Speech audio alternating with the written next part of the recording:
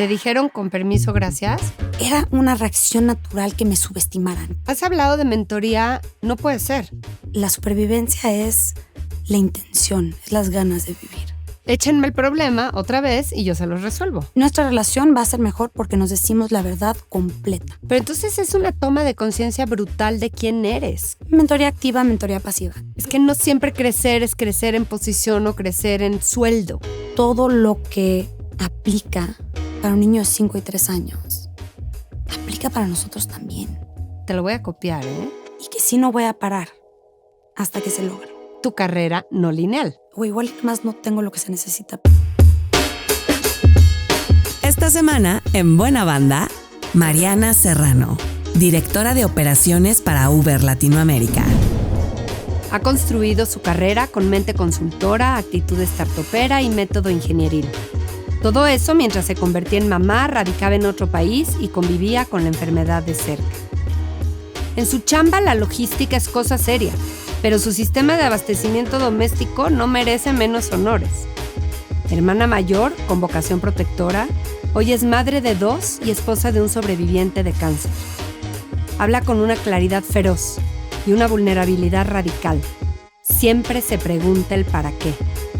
La clave de su liderazgo no está en el grito más fuerte, sino en la intención firme y la resistencia, incluso cuando todo se tambalea. Dirigir las operaciones de un monstruo tecnológico en toda la región se hace sin abrumarse, resolviendo un problema a la vez y optimizando recursos. ¿Qué ha aprendido sobre el cerebro y las emociones? ¿Cómo se negocia el regreso a casa? Escuchen. Llegaste a Buena Banda, el podcast de las mejores mujeres de México. Presentado por Bonafont. Ahora resulta que me la paso entrevistando COOs. La directora de operaciones más célebre que existe quizá es Sheryl Sandberg, era esta mujer que era COO en Facebook, lo que hoy es Meta.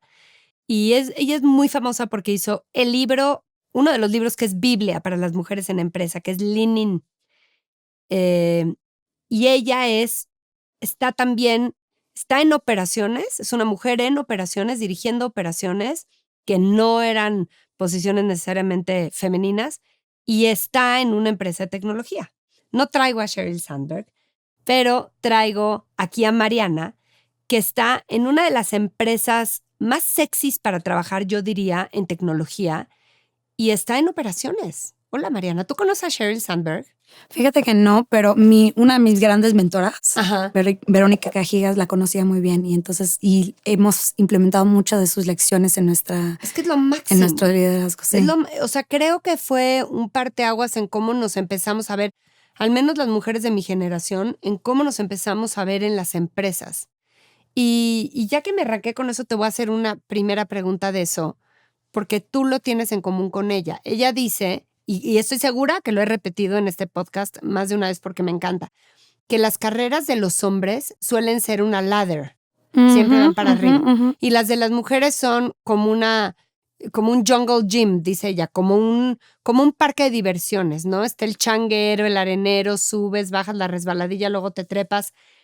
Tú no has tenido una carrera tampoco tan lineal, tan para arriba, ¿no? Todo menos lineal. Creo ¿verdad? que yo soy viva prueba de que esa frase es lo más cierto. O sea, tú fuiste para abajo, para arriba y para los lados, y eso es crecer. Y eso es crecer. Ingeniera en la náhuac. ¿Por qué ingeniería? ¿Por qué en la náhuac? Yo fui área 4.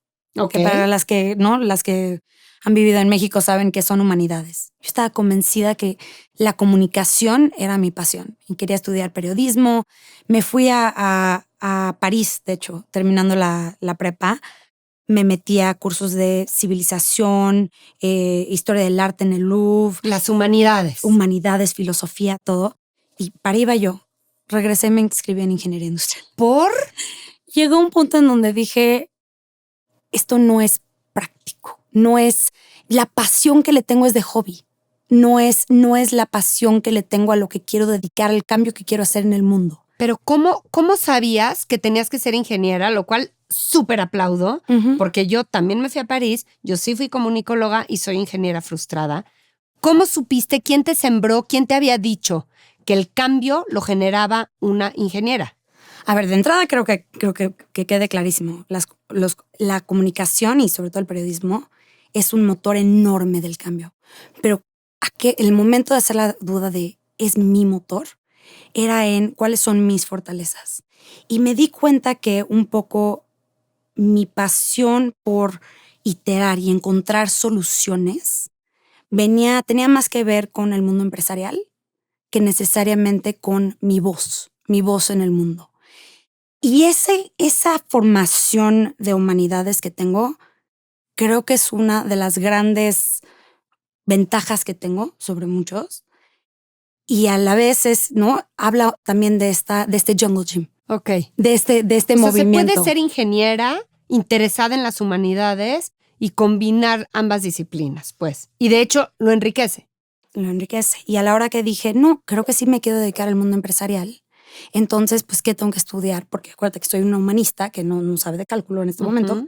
¿Qué tengo que estudiar para ser la mejor mujer que puedo en el mundo empresarial? Y un mentor en su momento me dijo, ingeniería. ¿Y ese mentor es quién?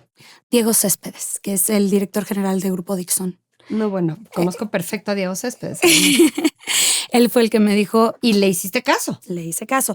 Él me explicó un poco que esta sistematización y este concepto de la optimización continua realmente solo lo obtienes de la ingeniería porque entiendes las bases matemáticas detrás. Y qué buenos consejos, porque hoy que estoy en Uber, a ver, yo fui a la universidad y me acuerdo que estar sentada en la clase de estadística y decir, voy a usar esto.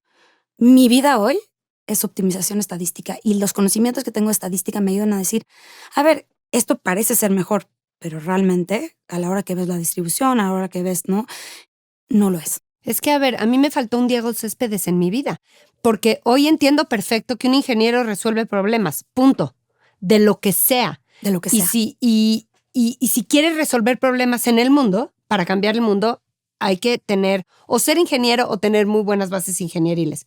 Yo creo que incluso la ingeniería tiene este milagro de ser tan multidisciplinario y tan amplio que muchos de los principios de la ingeniería los uso en mi casa.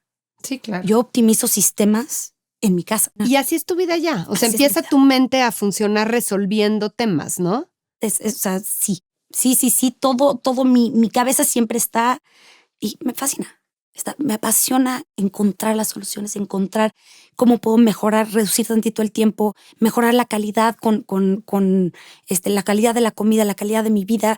Yo creo en ser arquitecta de tu vida, ¿no? Entonces siempre estoy buscando, y eso es mucho la ingeniería, es ir buscando esa optimización, esa siguiente optimización. Ok, y has tenido estudios en Harvard. Dame una gran lección de alguno de tus programas de Harvard. Sin duda mi favorita, Radical Candor. La razón por la que tengo estudios en Harvard es por un programa que se hizo entre Uber y Harvard, donde se hizo como alianza, ¿no? De capacitación. Exacto. Una alianza de capacitación. En ese momento la persona liderándolo era Frances Frey, que también otra gran mentora. Y ella predicaba mucho, básicamente dos conceptos. Uno era el conocimiento del consumidor, de nuestros clientes, y esa alineación entre lo que les importa más a ellos con lo que nos importa más a nosotros. Gran libro se llama Uncommon Service, por si lo quieres leer. Ok. Y la otra cosa que predicaba mucho era este concepto de Radical Candor. Y es que en este mundo tan polarizado, se ha perdido esta habilidad de hablar las cosas como son. ¿Cómo traducirías directamente? Candor? Es como... La forma en que lo explica ella es decir lo que creo con conciencia del otro. Ok, como sensibilidad. Con sensibilidad, pero decir las cosas. Ella hablaba mucho de tenemos que poder decirlo todo. Radical, ahí está el radical, Ahí ¿no? está el radical. Y lo demás caerá por su propio peso. Ok, buenísimo. Ahora, vamos ahora hacia tu carrera no lineal. ¿Cómo entraste a Uber? Esa es una gran historia. Estaba trabajando en McKinsey. Ajá. Pasé de que me estaba yendo muy bien hasta a que me estaba yendo muy mal. Ok. Y realmente no lograba entender por qué, como que no me podía concentrar, como que no podía pensar. Mi memoria estaba rara, dije no estoy durmiendo suficiente, o igual nada más no tengo lo que se necesita para tener éxito en este mundo. Y me acabo saliendo. No tan voluntariamente, digamos. Ok, o sea, sí te estaba yendo mal. Me estaba yendo muy mal. ¡Au! Todas las dudas que vienen con eso. Hombre, la autoestima se te va a la fregada. Al suelo. ¿Te dijeron con permiso, gracias? Sí. ¡Qué feo! Y estabas muy chiquita, ¿no? Como que dices, esto es la vida laboral, chale. Sí. Ahora, en su defensa, creo que tenían razón y después nos dimos cuenta por qué. A las pocas semanas me empieza a fallar la memoria. Ok. Más abiertamente, más visiblemente. Me empieza a costar trabajo hablar, entender cuando me hablaban. Y todo como que lo escondía, ¿no? Y una fatiga tremenda. Y de repente mi esposo me cacha. Oye, tuvimos una conversación hace 20 minutos y no tienes memoria alguna de ella. O sea, aquí no es que tú seas tonta, aquí está pasando algo más. Fuimos, a los pocos días, quedamos, vamos a ir a un doctor, nos vamos a resolver. A los pocos días se me paraliza la mitad de la cara, Dios. que se llama parálisis de Bell's. Y, para hacer el cuento corto, me diagnosticaron enfermedad de Lyme. Y estaba ya completamente invadido mi cerebro. Entonces, resulta que toda esa degradación de mi performance, de lo que yo estaba haciendo en el trabajo era real. Sí, era un tema de salud. Era un tema de salud, lo cual yo no había podido, diagnosticar. Y como nos habíamos tardado tanto tiempo en el diagnóstico, yo estaba muy afectada. Entonces empiezo el tratamiento. Y aquí pasa algo increíble. Yo tengo de esposo a un superviviente del cáncer. Ya sé, está muy cañón. 2 veces ha sobrevivido cáncer. Y la segunda vez, es inexplicable. ¿Dos cánceres distintos? 2 cánceres distintos, mismo tipo de cáncer. Hodgkins las 2 veces. Órale. ¿Cuál es Hodgkins? Hodgkins es linfoma. Sí. Entonces es en todos los ganglios, como los basureros del cuerpo. Y dices, la segunda vez no entiendo cómo sobrevivió. Es médicamente muy difícil de explicar cómo sobrevivió. Y él me enseña algo increíble en ese momento, que la supervivencia es la intención, es las ganas de vivir, las ganas de amar y de vivir y el propósito de vivir. Entonces mi esposo, cuando me ve tirada al suelo, me corrieron de mi chamba, estoy enferma, esta enfermedad me está despersonificando, me está quitando todo lo que yo amo de mí misma, que si soy deportista, activa, elocuente. No puedo hacer nada, me choca mi vida. Ya no soy yo. ¿Quién soy yo si no tengo todos estos adjetivos para describirme? ¿No? Entonces me tengo que volver a construir de cero. Y él dice, lo que tú necesitas es propósito. Y le llega un correo diciendo, estamos buscando este perfil para Uber. Y él agarra y manda mi CV. Dice, necesitas propósito, esto está perfecto. Total, yo... Y no te entró pero estoy enferma, no puedo. Por supuesto. No, y la inseguridad pero además me van a correr porque no soy buena. Las dos. No voy a poder pasar el examen, estás loco, no puedo ni pensar, no puedo escribir. ¿Cómo fregados crees que voy a pasar el examen? Vas a ver que vas a poder. No voy a poder pasar las entrevistas, que no puedes ver que a veces no puedo hablar. Y dice, lo vas a lograr, lo vas a lograr. La voluntad es más fuerte que la enfermedad, punto. Y entonces encuentro un buen momento y hago el examen. Y sorpresa que paso. De ahí fui a las entrevistas, pasé y les dije en un momento, oye, tengo este tema. Y nunca se me va a olvidar lo que me dijo mi jefe en ese momento. Se llama Roberto Fernández, otro gran mentor. Y me dijo, si tú estás dispuesto a apostar en nosotros, nosotros apostaremos en ti. Cállate, wow, muy bien. Y pues apostaron en mí. 10 años después, sí le salió la apuesta, ¿no? Pues que digan ellos, pero ahí sigo. Oye, y bueno, ¿cómo estás de salud? Perfecta. Perfecto. O sea, tengo achaques tontos que no me importan en lo más mínimo, pero la verdad es que sí, cuando tienes Lyme te enteras de todo el mundo que ha tenido, ¿no? Y sí creo que soy de los casos de éxito. O sea, no son comunes los casos de éxito y creo que soy de los casos de éxito en donde pude embarazarme, pude tener mis 2 hijas, pude tener una vida completa, laboral, deportiva, familiar. ¿Cómo estás de autoestima? Sí te voy a decir que aún después de todo esto, luché mucho con el síndrome del impostor. Uh-huh. Y otro gran mentor, se llama Eduardo Donnelly, me sentó en un momento y me dijo, a ver, yo te veo que te estás dudando y que sientes esta necesidad de comprobar y creo que es contraproductivo. ¿Por qué? Necesito que te vayas, analices el por qué y regreses aquí y me digas ese por qué. Y efectivamente hice ese ejercicio y fue transformativo porque me di cuenta que no estaba en mi imaginación que yo me sintiera menos, que a veces no sintiera que pertenecía a estar donde debía estar. Es que sí había algo en que me estaban haciendo sentir así. Y no es culpa de nadie, pero en el mundo en el que yo me muevo, no me veo como el puesto que tengo. ¿Y era dentro de la empresa o en la industria o en general? A ver, te lo digo tal cual. Cuando fuimos donde nos conocimos tú y yo en Expansión. En un summit de expansión, sí. En un summit de Expansión, fui al desk a inscribirme, a registrarme, y me preguntaron, ¿y quién es tu ejecutivo? Claro. Sí, ¿tú a quién vienes a representar porque tienes 1 año de edad?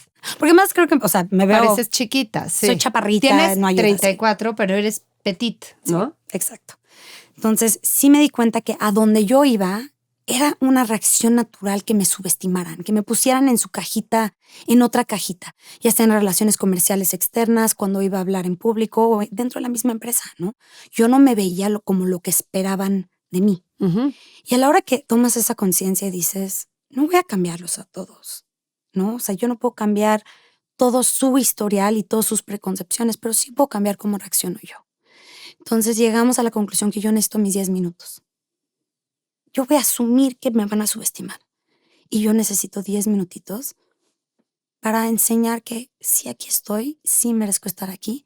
Y una vez que gano esa confianza, ese capital de confianza humana, entonces ya puedo seguir adelante, ya puedo lograr mis objetivos. Hay un tema, y no estamos hablando aquí de un asunto de género y ya, que puede tener un ingrediente, del verte chamaca, el no verte suficientemente senior para una empresón como Uber. A mí me pasó contigo. Me acuerdo cuando me presentaron contigo, dije, ¿estás en Uber? ¿En qué área? Pensando, es una de las chavas de comunicación que vienen a ayudar. También creo que me di cuenta que no había mucha transformación física que pudiera hacer. Uh-huh, uh-huh. Al final del cuento iba a ser mis palabras y mi postura y mi confianza, uh-huh, lo que iba a lograr el objetivo y sobre todo mi conocimiento. Sí. Hay una existencia, sí es real que tenemos que estar 10 veces más preparados. Y yo, gracias pues hago el esfuerzo. Dijiste hace rato, bueno, me decías a mí todavía antes de empezar a grabar que tienes ADD. Tengo un ADD macabro. ¿Qué tal? Sí, y a ver, y eso hace muchas partes, ¿no? Que puedo llegar a ser un poco rara, mi cerebro no funciona exactamente como los demás, puedo ser muy desestructurada, a mí el caos me funciona un poco, pero yo no quiero que mi equipo viva en caos, uh-huh, ¿no? Entonces contrato a personas que son muy fuertes en la parte organizacional, en los procesos, en la sistematización, donde puedo consultar, pero no soy tan buena para implementar. Okay. Entonces yo sé que yo soy muy buena para conectar los puntos y crear estas visiones, pero sé que necesito personas que me creen la infraestructura a mi alrededor. Sí, que te apuntalen en eso. Pero entonces es una toma de conciencia brutal de quién eres como profesional y como persona, ¿no? Oye, ¿cómo eres? O sea, eres COO de Uber en LATAM, con 2 hijas chiquitas, un esposo con esos retos de salud. ¿Qué onda? ¿Tus hijas qué años tienen? Mis hijas tienen 5 y 3 años. Uh-huh. Y son grandes personitas que... A ver, yo creo que tenemos este concepto que la maternidad estorba al desarrollo empresarial. Pausa. Sí. Sí estorba. O sea, lo siento. Sí es muy difícil encontrar suficiente tiempo cuando tienes esta responsabilidad tan enorme en casa. Es que estorba en la agenda, ¿no? En la agenda. Estorba. Y una época estorba mucho. Y una época estorba mucho, sin duda. ¿Cómo resolver que deje de estorbar o cómo incorporarla es el reto? Échate como le has hecho. Pero también creo que tiene sus beneficios. A ver. Cuando nacen mis hijas, me pongo mucho a explorar el cómo desarrollarles su cerebro, ¿no? Cómo desarrollar nuestra relación, cómo entender sus berrinches y sus hitos de desarrollo y sus cambios. Y empiezo a darme cuenta que todo lo que aplica para un niño de 5 y 3 años, aplica para nosotros también. Este conocimiento de cómo funciona el cerebro y entender que cuando alguien está en su momento de fight or flight, que está el sistema límbico en control. Uh-huh. O sea, que ya ve negro, que está furioso, que está emberrinchado. O sea, básicamente sí, que cuando las emociones, cuando yo estoy en defensa de mí mismo, en protección de mí mismo, el cerebro racional y todo lo demás no funciona. Eso fue una gran transformación en mí del liderazgo también. Entender cómo funciona el cerebro, entender cómo funcionan las emociones humanas, que solo lo aprendí porque estaba en este desarrollo con mis hijas. Y entonces empiezo a llevar algunas de estas lecciones de los libros para niños a mi vida profesional y me empiezo a dar cuenta que puedo llegar a una capa mucho más profunda de coaching de lo que había podido lograr en el pasado. Y se vuelve mi marca personal de coaching. Yo te digo, a ver, vamos a rascarle, a encontrar qué parte de tus creencias y de tu diálogo interno está activando qué parte de tu cerebro para que podamos realmente trascender esos bloqueos. Tienes toda la razón en que la maternidad te habilita capacidades de líder. O sea, yo toda mi vida dirigía a mis equipos, igual que dirigía a mis hijos. Siempre. Y a mis hijos igual que dirigía a mis equipos. Y daba tareas. O sea, en pandemia había todo un sistema en mi casa de quién hacía qué y a qué hora y quién se encargaba de qué y cómo y qué motivadores tocaba. Porque es cierto que la conciencia que le metes al ser mamá te ayuda a entender al género humano dirigido. Entonces, cuando eres líder, es una gran habilidad ser mamá. Yo soy un gran creyente que no estamos hechos evolutivamente para criar los niños en parejas. Ok. Estamos hechos para criar los niños en pueblos. En pueblos, claro. En ¡Viva pueblos. México! ¿Por qué en México todos se crían ahí en las casas de las hermanas y de las abuelas? Todos los escuincles, los huerquitos felices. Y entonces hay que crear su pueblo. Y es parte de ser arquitecto de tu vida. ¿Cómo creas tu infraestructura? Me ¿Cómo encantó. creas tu pueblo? Claro. Para que, oye, la vecina... Mira, si tienes a tus papás cerca, si tienes a los abuelitos cerca... 100%. Tíos, todo, qué mejor. A veces para algunas personas es la escuela quien te va a poder dar esa infraestructura. Ujú. Para otras personas realmente no tienes. Ahí es el momento para acercarte a tu vecina. Tengo una gran vecina en donde vivíamos antes, donde nos empezamos a volver, ¿no? Mejores amigas y aliadas Claro. en la crianza de nuestros hijos. Y yo Claro. llegaba a mi casa y no había nadie, ¿eh? Y yo sabía que estaban en casa de Marimar. Ya, Y- perfecto. Y de repente llegaba y tenía 4, ¿no? Está perfecto y son más fáciles de criar en Sí. bola que uno por uno. Empezar mi día a las 5:20 de la mañana, 2 litros al día. Hacer mi ejercicio y meditación diarios, 2 litros al día. Ir a la oficina y a 1000 reuniones, hacer un podcast, 2 litros al día. Chambear horas interminables y encima atender una casa con 3 hijos, 2 litros al día. Para lograr todo esto tomo agua. Yo desde que empecé a hidratarme con disciplina me siento súper bien. Me ha dejado de doler la cabeza, estoy revitalizada. Los electrolitos y los minerales de Bonafont sí me revitalizan. Tomen 2 litros al día. Bonafont es naturalmente poderosa. Ok, y no hemos hablado nada de tu chamba en Uber. ¿Me explicas de qué es tu chamba? Porque tu chamba se trata de todo. A ver, mi chama muchas veces sí, o sea, sí, yo creo En que Uber, sí. ¿qué? Pues ya le pones y el coche llega. Le ¿Qué haces tanto una operas? encuesta a mi familia de qué fregados hace Mariana y no sé qué te contesten. A ver, nosotros tenemos unas áreas, 5 diferentes áreas de la operación. ¿Quién genera más demanda? ¿Quién genera más oferta? ¿Quién genera el equilibrio entre las dos cosas? El ejercicio de los presupuestos, o sea, ¿cómo hacemos que que matemáticamente crezcamos a través de colocar el dinero y los recursos en los lugares correctos, que se llama Marketplace? Tenemos quien se encarga de generar vehículos. Creo que es un aspecto de nuestra operación que la gente se le olvida mucho, que tiene que haber suficientes vehículos y México en particular sufre mucho de eso. Y tenemos el ciencia de datos y estrategia, ¿no? Que ciencia de datos, de nuevo regresando esta es una empresa muy donde la certidumbre de la información es clave para el éxito. Entonces, cuando te lo explico así, pues sí, ¿no? Más demanda, más oferta, más... pero en realidad son temas muy complejos y de constante cuestionamiento, de más acá significa menos allá, ¿no? Y cómo crecemos en conjunto. Una de las cosas, por ejemplo, que hicimos nosotros fue diversificar, que no nada más sea UberX, sino que tengamos un producto más premium, un producto más, más accesible, como Ubermoto. Ubermoto ahorita es en Brasil, una parte enorme de nuestra operación, que es, ¿no? Poder, y es infinitamente más accesible para la población de Brasil. Pero entonces tú en esas operaciones te encargas de que todo eso que mencionaste funcione óptimamente. De acuerdo, sí. O sea, nosotros somos matriciales como todas las empresas Ujú. de tech, entonces hay equipos locales, ¿no? Hay la CEO de Brasil que tiene su equipo de bajos, la CEO, y de cada uno de cada una de estas subregiones y países. y nosotros nos encargamos más del lado operativo, estrictamente, ¿no? Especializado en estas 5 diferentes áreas. Ok, entonces te toca trabajar con todas las geografías, digamos. ¿Cuántos países? Son, en Latinoamérica tenemos 18 países. Ok.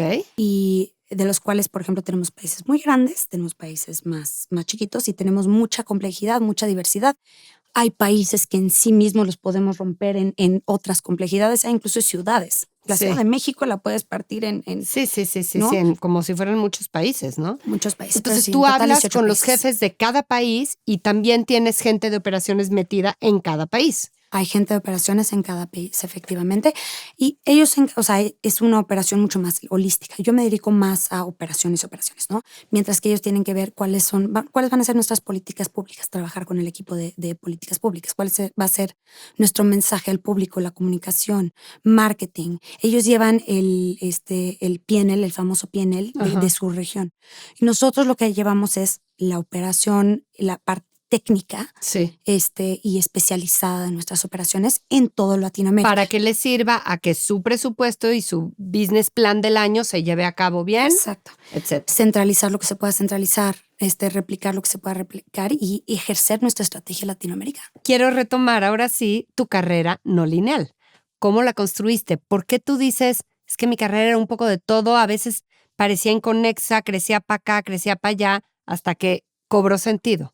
Entro a Uber en operaciones de la Ciudad de México. Teníamos operaciones, un equipo dedicado a las operaciones de la Ciudad de México y no teníamos las operaciones centrales, que es lo que llevo yo hoy. ¿Cuánta gente hay en tu área hoy?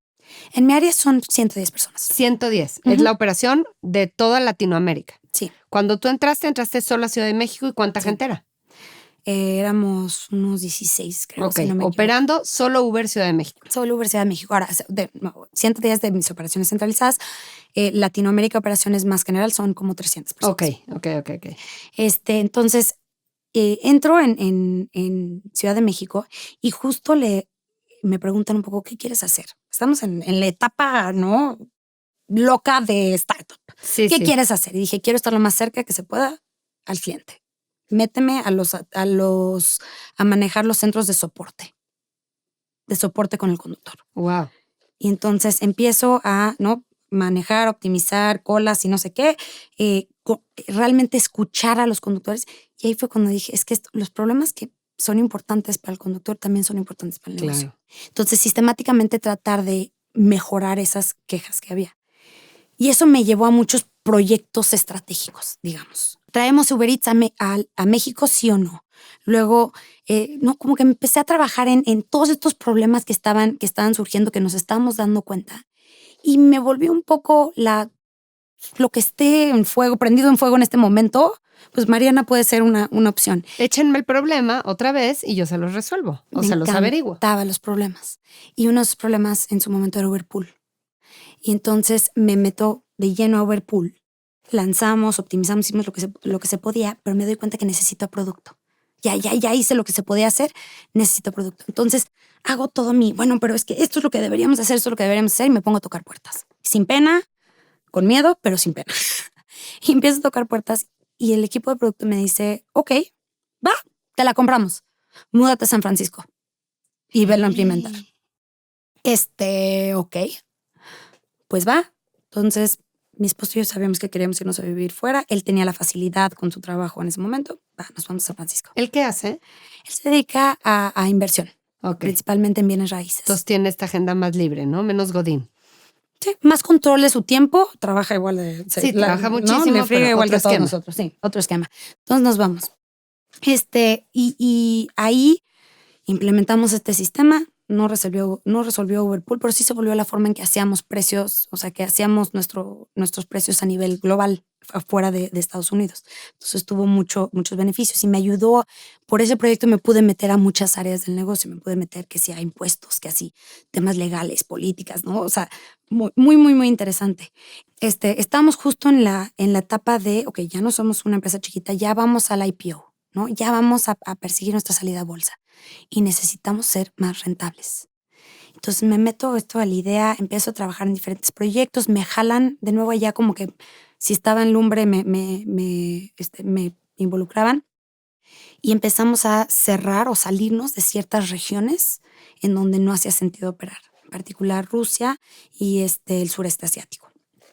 Entonces trabajo en esos proyectos y eso me dio como que mucha visibilidad. Mucha perspectiva, ¿no? Mucha perspectiva de por qué nos tuvimos que salir de aquí, qué es lo que faltó. Y me doy cuenta que hay mucha esta dinámica competitiva en donde estamos rascando a perseguir el último usuario y mucho con precio, pero estamos dejando fuera a una base de usuarios que nos pueden ayudar a la rentabilidad.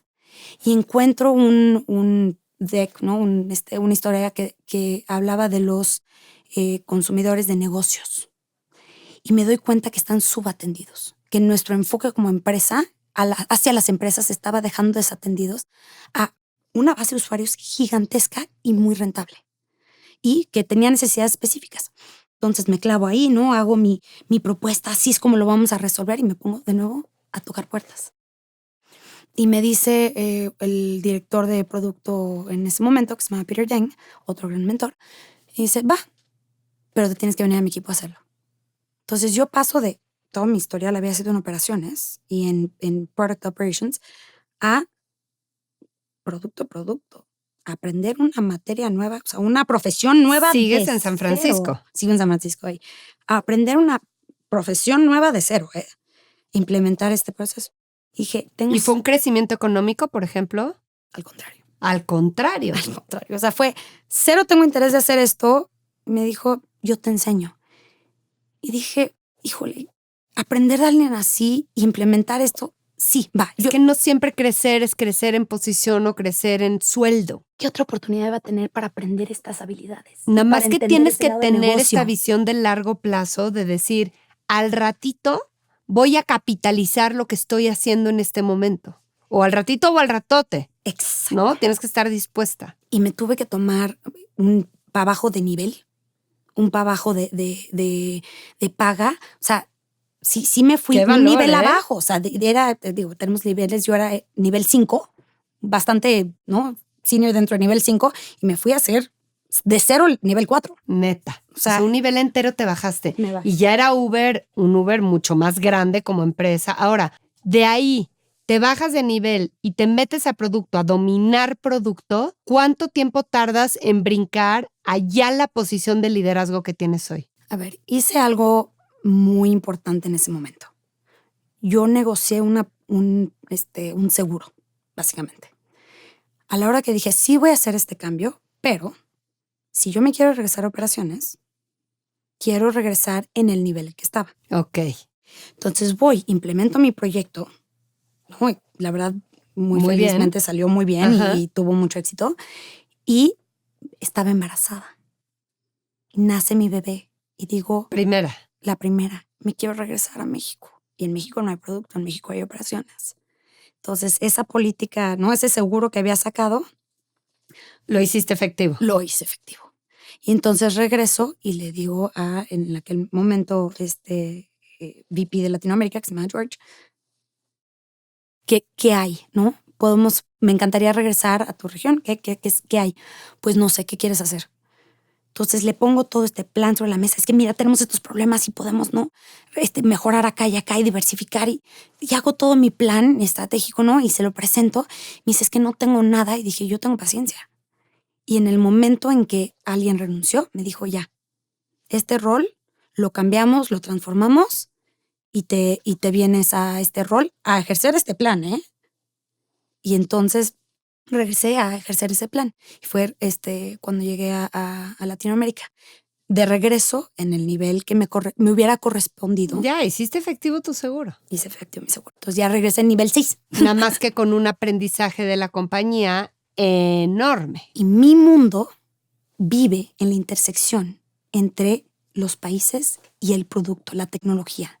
Claro. Y esa fortaleza, esas relaciones, esa comprensión, esa habilidad de poder hablar su idioma, esos 4 años en San Francisco fueron transformativos para mi carrera, porque me vuelvo un híbrido muy poco común. Claro.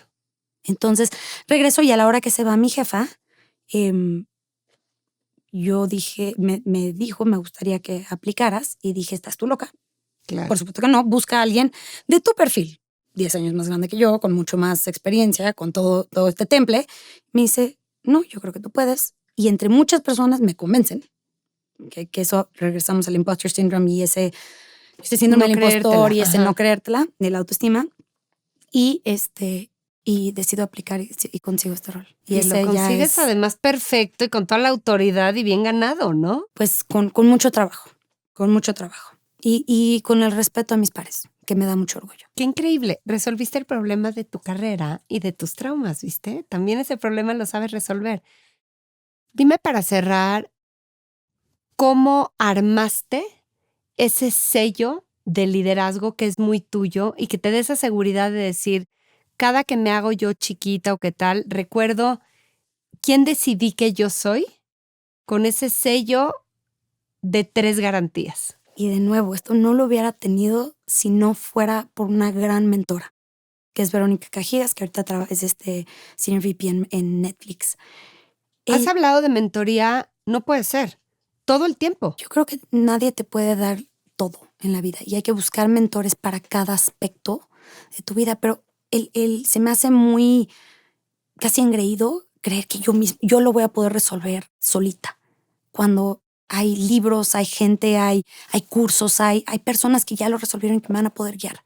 Nunca trato de hacerlo yo sola y cuando sí me sale mal, es la realidad. Y haces así de, necesito tu mentoría para esto, te quiero pedir un consejo, con humildad, tal cual. Con humildad. Te admiro mucho, y estas son las palabras que uso, admiro mucho esto que he observado de ti. Me gustaría aprenderlo. Y sé que es algo que tengo que aprender para mi futuro. ¿Me darías la oportunidad de aprender de ti? Nadie nunca me ha dicho no. O sea, nadie jamás. Nunca te ha dicho no. Jamás me han dicho nadie. Oye, y te has echado, o sea, esas mentorías terminan de pronto, o sea, resolviste un tema y se acabó.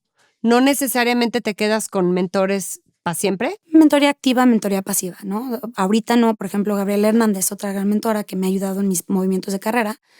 No, ahorita hace 1.5 años que no platico con ella. Pero sabes que cuentas con ella por si tienes... Yo sé que sí. Ella es alguien que me ha ayudado mucho en los momentos críticos de decisión de carrera. ¿Ella te ayudó a definir un perfil de liderazgo? ¿Cómo fue? Me dijo tal cual, a ver, tienes un estilo, pero un estilo no es una marca. Hay que transformar de estilo a marca para que puedas ser consistente en esa marca y que la gente pueda saber qué esperar de ti y tengan confianza en ti. Es bien importante esa confianza en esa predictibilidad de cómo vas a actuar. Entonces, pues, ¿quién quiero ser? Y llegamos a 3 palabras, ¿no? Me describían mucho como force of nature, ¿no? Que es básicamente que cuando yo tengo un objetivo voy con todo, ¿no? Que puede ser bueno. Energía desbordada. Energía desbordada, mucha determinación. Y soy una persona con muchos principios. Realmente valoro de mí misma que creo en hacer el bien y dejarlo mejor que como lo encontraste siempre. Entonces estos se combinaron y se refinaron, ¿no? Y ahora es force for good, la fuerza para el bien, ¿no? Siempre quiero ser yo la voz de, aunque me ponga yo en una posición vulnerable, donde me pueda salir mal, que puedan consistentemente saber que estoy luchando por lo que creo correcto, por lo que creo que es correcto y que sí no voy a parar hasta que se logre. Y eso como jefa, qué delicia, ¿no? Mi jefa es esa. Imagínate la confianza que les da. Sí, y que sabe mi equipo que yo me voy a poner en la línea de fuego, ¿no? Claro. O sea, no los voy a poner ellos. Pero también, si tú no me conoces y físicamente me ves como me ves y yo llego intensa con una situación y que se puede percibir como inmadurez muy fácilmente. Entonces, desarrollamos también mis 3 garantías, que ayuda un poco a que interpretes esto que estás viendo con la intención que viene. Ok. Y esas 3 garantías son, 1, el radical candor. Yo te digo lo que creo. No te voy a decir, o sea, puedes confiar en que mis palabras son realmente lo que creo. Te voy a decir todo lo que creo y te lo voy a decir con empatía y respeto, pero no me voy a guardar nada. Ok. Somos tú y nuestra relación va a ser mejor porque nos decimos la verdad completa. Y te pido lo mismo de regreso. Entonces, radical candor primera. 2, y buena intención. Puedes siempre confiar que en mi cabeza estoy haciendo lo correcto. Perfecto. Entonces, no estoy tratando de buscar el bien para mí, no estoy tratando de manipularte, no estoy tratando de manipular la situación para que mi equipo consiga algo. Es en mi cabeza, quien gane, quien pierda, estoy buscando lo que es mejor para la empresa, en este caso, o en fuera. Lo que es mejor, lo que es lo correcto. Lo que es mejor. O sea, ¿no? En la fundación, lo que es mejor para los, o sea, lo que es mejor holísticamente. Y 3, que eso me pone en una situación vulnerable en donde me puedo equivocar y mis equivocaciones pueden ser muy costosas. Si me equivoco, es costoso porque le estoy poniendo toda mi fuerza y toda mi voluntad. Entonces, que valoro mucho, que siempre me puedes decir, dar feedback. Me puedes decir esa retroalimentación de, creo que aunque tú crees que esto es correcto, en realidad no lo es. Déjame te explico por qué tú estás luchando por lo equivocado. O déjame te explico por qué la forma en que estás luchando es equivocada. Y pido constantemente esa retroalimentación. Entonces, cuando tú abres con esas 3 garantías una conversación, ya te pusiste en una posición de vulnerabilidad. Claro. Entonces, la otra persona es más propensa a responder. Pero además, creo que estableces un piso de confianza y una intención detrás de tus acciones. Y me ha sido muy transformacional en las conversaciones que tengo hoy. Y lo que veo es que la primera ganona de ese sello y esa definición de liderazgo como perfil, eres tú. Sí. ¿No? Más allá de lo que los otros perciban, el tú tener eso claro es como, ay, sí, esta soy y en esta piel sí me siento cómoda, ¿no? Sí, que ojo, a ver, en momentos de estrés todos nos vamos a nuestras versiones subóptimas, ¿no? O sea, sí. es normal, somos humanos. Y yo, por ejemplo, me puedo volver demasiado directa. Sí. Se me olvida la empatía, ¿no? Puedo ser muy de dar órdenes o o dispersa, ¿no? O sea, siempre vamos a tener nuestro lado suboptimizado, pero tener un poquito este mantra que me regrese a quién quiero ser. ¿Quién quiero ser? Yo lo encuentro muy confortante también. Diseñar ese quién quiero ser con 3 garantías de qué puedes esperar de mí como profesional, como líder, te lo voy a copiar, ¿eh? Gracias, Verónica. Resolvedora de problemas. Dime una definición corta, quizá hasta un símil, de qué es el éxito. Muchas veces el éxito como empresa no nada más es que las métricas se vean bonitas, pero no tenemos idea cómo las logramos. Creo que el verdadero éxito es cuando sales a la vida con un propósito y con un camino, y ese camino y ese propósito se da en la vida real, no nada más en tu imaginación. Y no se va a dar como te lo esperas siempre, no se va a dar siempre de la misma manera, pero para mí el éxito es el constante crecimiento y evolución, es salir con propósito, aprender de lo que recibes de regreso y encontrar ese nuevo camino y seguir ese proceso de aprendizaje donde cada vez llegas un poquito más cerca de quien quieres ser a la larga. ¿Sigues aprendiendo?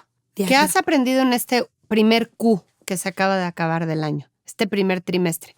Una lección. Y con eso es el final de tu episodio, ¿eh?